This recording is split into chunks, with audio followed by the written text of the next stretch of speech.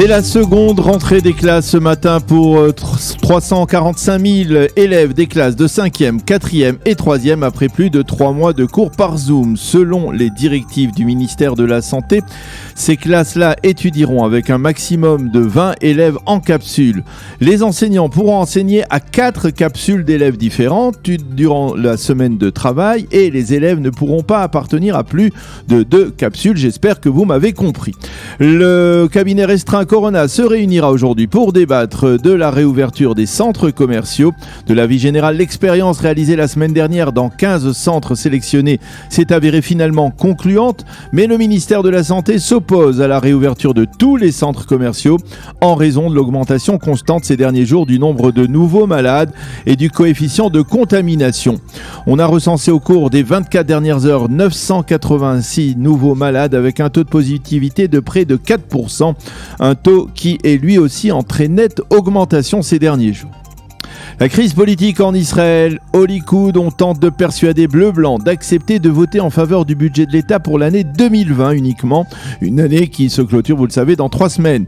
Le ministre des Finances, Israël Katz, du Likoud, doit rencontrer ce soir Benny Gantz à ce sujet. Il lui dira que si le budget 2020 n'est pas voté, il sera impossible alors de parvenir à un compromis ensuite sur le budget 2021. Cependant, au sein de Bleu-Blanc, on estime que Netanyahou veut que Benny Gantz rejette une telle proposition afin que ce dernier soit ensuite présenté comme le responsable principal de la crise. Pour l'instant, aucune décision n'a été prise à ce sujet.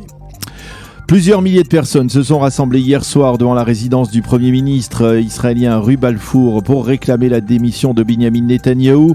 Mais la manifestation a été plus violente que d'ordinaire et l'on a recensé de multiples échauffourées entre policiers et manifestants. 25 d'entre eux ont été arrêtés. L'un des manifestants a affirmé qu'un policier l'avait violemment plaqué au sol et l'avait blessé au visage.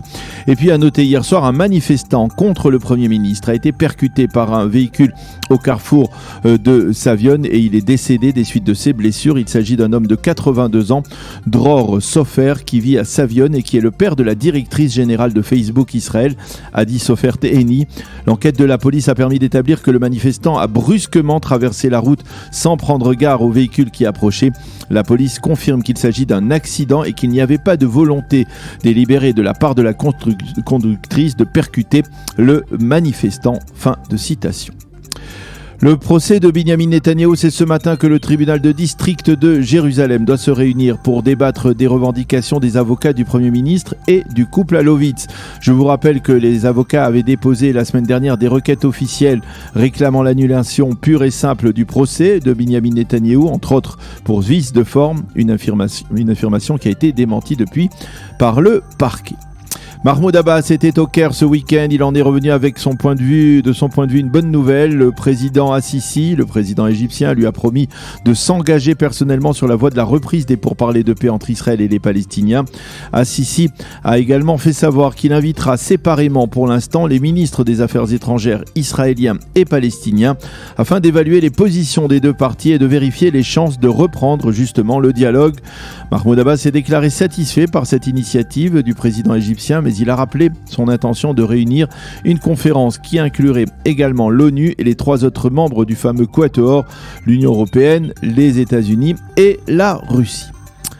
Et puis nous terminerons ce premier journal par la météo. Une météo capricieuse durant le Shabbat puisque les fortes pluies enregistrées dans le centre du pays ont provoqué des inondations particulièrement impressionnantes dans les régions de la mer Morte et de la Arava. Ces inondations ont entraîné la fermeture de la réserve naturelle d'En-Gedi et même la fermeture de la route nationale 90 qui relie le centre du pays à Eilat. Le mauvais temps devrait se poursuivre et l'on attend des pluies sur le littoral d'Israël aujourd'hui et demain. Les températures 15 degrés à Jérusalem, 19 à Tel Aviv et 24 degrés aujourd'hui à Eilat. C'est la fin de ce premier journal d'information sur Studio Kalita.